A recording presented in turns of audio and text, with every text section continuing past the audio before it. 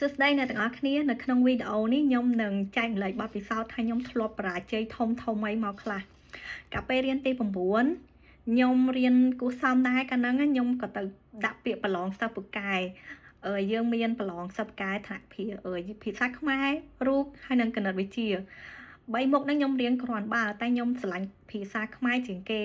ចឹងទៅខ្ញុំក៏ប្រឡងសិស្សបកែភាសាខ្មែរទៅហើយឃើញអ្នកប្រឡងរូបប្រឡងអីពួកគាត់បកែណាហើយខ្មែរខ្ញុំក៏ថាខ្ញុំប្រឡងខ្មែរមានសង្ឃឹមតែដល់ពេលប្រឡងទៅធ្លាក់ទី9ធ្លាក់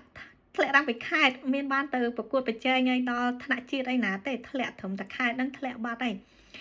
ទៅប្រឡងហ្នឹងដល់ហើយទៅក៏ត្រឡប់មកវិញរៀនធម្មតាយើងប្រឡងឌីប្លូមប្រឡងអីចឹងទៅខ្ញុំក៏បាននិទេសល្អអីហើយទៅក៏ដល់ទី12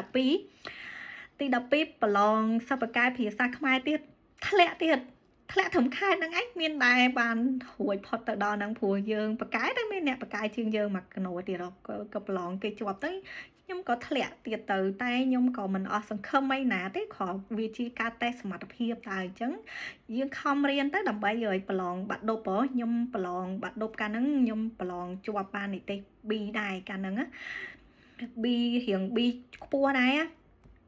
ចឹងខ្ញុំក៏ជាប់អាហារូបករណ៍ទៅរៀននៅភ្នំពេញអត់អស់លុយដល់ពេលចូលឆ្នាំទី1ហ្នឹងយើងមានអាហារូបករណ៍ទៅរៀនថ្នាក់បញ្ញាបត្រនៅកូរ៉េគេហៅ Mix School ច្រឡំកូរ៉េទៅជប៉ុនកូរ៉េក៏មានដែរកាលហ្នឹងខ្ញុំដាក់ទៅប្រឡងដាក់ទៅជប៉ុនមួយហើយកូរ៉េខ្ញុំមិនចាំថាបានដាក់ក៏អត់ទេខ້ອຍកាលហ្នឹងជប៉ុនហ្នឹងគឺល្បីគេហៅ Mix School ស៊ីប៉ទៅប្រឡងមាន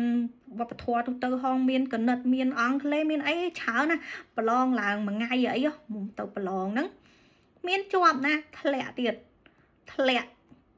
ឡើងមានឃើញមានឈ្មោះមានបានទៅរៀនបញ្ញាបត្រនៅជប៉ុនអីទេធ្លាក់បាត់ទៅដល់ហើយឆ្នាំទី2តែខ្ញុំក៏រៀននៅសកលពេលហ្នឹងឯងរៀនហើយឆ្នាំទី2គេមានអាហារូបករណ៍ទៅថៃកាលហ្នឹងយើងមានទំនាក់ទំនងល្អជាមួយថៃគេមានអាហារូបករណ៍ហ្នឹងខ្ញុំក៏ដាក់ប្រឡងទៅទៀតទៅរៀនថ្នាក់បញ្ញាបត្រទៅមានទៅធ្លាក់ទៀតមានជាប់អីរៀនទៀតទៅរៀននៅខ្មែរទៀតទៅអញ្ចឹងបានថាមានខ្ញុំចេះតែជាប់ជោគជ័យណាបរាជ័យមកឡើងមិនចេះតិចដល់ពេលរៀនចប់ទី10ចប់4ឆ្នាំហ្នឹងក៏ខ្ញុំដាក់ពាក្យទៅរៀននៅក្រៅប្រទេសទៅខ្ញុំរៀនថ្នាក់បញ្ញាបត្រជាន់ខ្ពស់ខ្ញុំរៀនជាប់ហើយរៀនចប់2ឆ្នាំនៅស្រុកក្រៅត្រឡប់ទៅស្រុកខ្មែរវិញរកការងារធ្វើកុំថាបានសញ្ញាបត្រពីស្រុកក្រៅហើយទៅដល់ខ្មែរគេទទួលដៃ10អីណាគ្មានទេដាក់រកការងារធ្វើដូចតាគេដូចតាឯងចឹងទេហើយរកហ្នឹងខ្ញុំអត់ការងារធ្វើឡើង6ខែដាក់ទៅធ្លាក់ដាក់ទៅដូចថាវាមិនជាប់ពេលខ្លះវាមិនត្រូវជំនាញផងក៏មិនពេលខ្លះដាក់រៀងត្រូវជំនាញចឹងទៅគេមានអ្នកដាក់បកែល្អជាងយើងចឹងក៏ជាប់ទៅយើងទៅរៀនចប់ថ្មីថ្មោងផងអត់ការងារធ្វើឡើង6ខែតម្រាំតែបានការងារធ្វើហ្នឹងខ្ញុំក៏ទៅធ្វើការនៅមណ្ឌលគិរីទៅធ្វើការជាប់បានជាមួយអង្គការងារដែលត្រូវជំនាញត្រូវបទពិសោធន៍ត្រូវសប្បាយចិត្តមែនតើការងារហ្នឹងគឺត្រូវចិត្តខ្ញុំខ្លាំងណាស់ដល់ពេលខ្ញុំធ្វើការបាន4-5ឆ្នាំទៅខ្ញុំក៏ដាក់ពាក្យមករៀននៅសហរដ្ឋអាមេរិកនេះខ្ញុំដាក់2សាលាខ្ញុំដាក់Yale University មួយហើយនិង Duke University មួយដាក់ដំបូងហ្នឹងគឺជាប់ wait list តែទាំងពីរហ្នឹងគេអត់មានឲ្យខ្ញុំជាប់អីពេញសិទ្ធភ្លាមណាព្រោះថាមានអ្នកបកកាយជាងយើងច្រើនមានអ្នកសរសេរល្អជាងយើងអីច្រើនអញ្ចឹងគេដាក់ខ្ញុំ wait list បានន័យថាបើសិនជាអ្នកជាប់ពេញសិទ្ធនោះគេបោះបង់ឱកាសរបស់គេចោលគេនឹង